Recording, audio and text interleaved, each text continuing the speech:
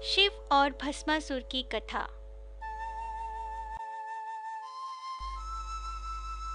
भगवान शिव ने कभी अपने भक्तों के साथ भेदभाव नहीं किया, चाहे कोई मनुष्य हो या कोई असुर। जो भी सच्चे मन से उन्हें याद करता है, भगवान शिव उसे अपना बना लेते हैं और उसकी हर इच्छा पूरी करते हैं।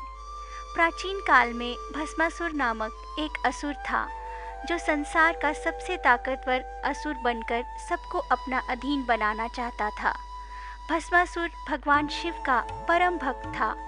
वह जानता था कि भोलेनाथ को तप द्वारा प्रसन्न किया जा सकता है, इसलिए शिवजी से वरदान पाने की लालसा में उसने कठिन तपस्या आरंभ कर दी।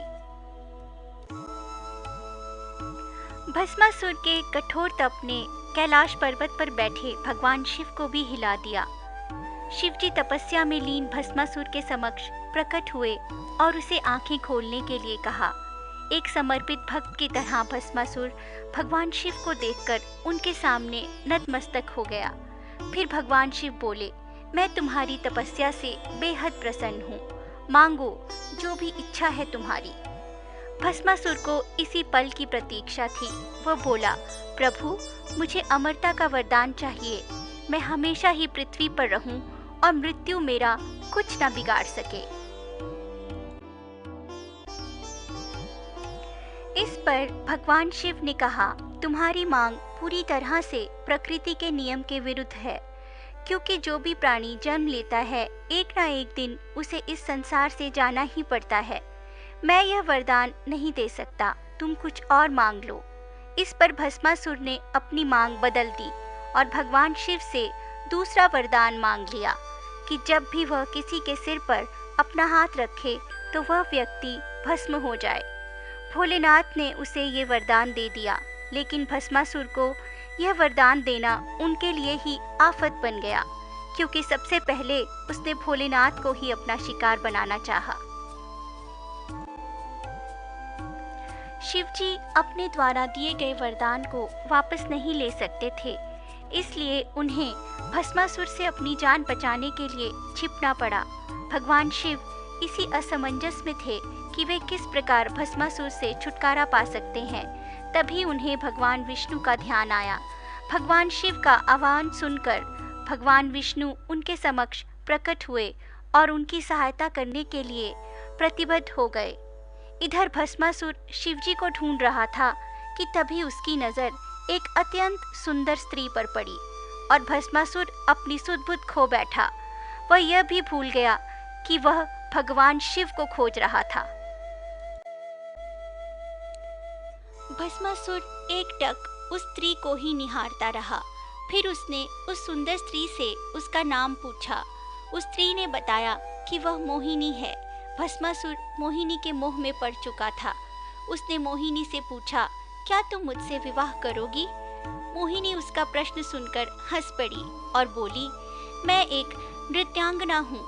मैं केवल उसी पुरुष से विवाह करूंगी जो मेरे साथ नृत्य कर सके।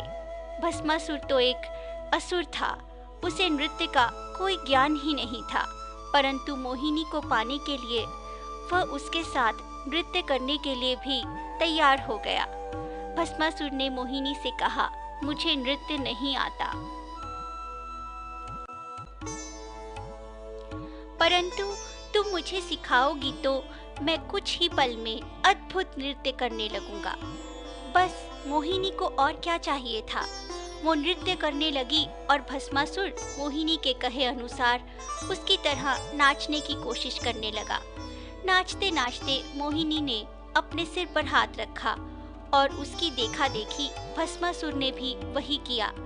भस्मासुर यह भूल गया कि अपने सिर पर हाथ रखने से वह स्वयं भी भस्म हो सकता है। मोहिनी के मोहपाश में बंधकर वह भगवान शिव का वरदान भूल गया और अपने सिर पर हाथ रखते ही भस्म हो गया। फिर मोहिनी का क्या हुआ? होना क्या था, वो कोई और नहीं, स्वयं भगवान विष्णु ही थे। कभी कभी भक्त भी भगवान पर हावी हो जाते हैं। भस्मासुर से बचने के लिए भगवान महादेव जिस गुफा में छिपे थे, उसे गुप्त धाम के नाम से जाना जाता है।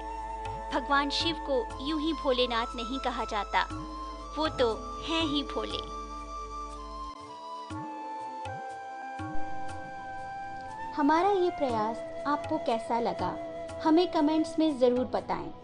आपका प्रोत्साहन हमें एक नई ऊर्जा प्रदान करता है। कृपया लाइक, शेयर और सब्सक्राइब अवश्य करें।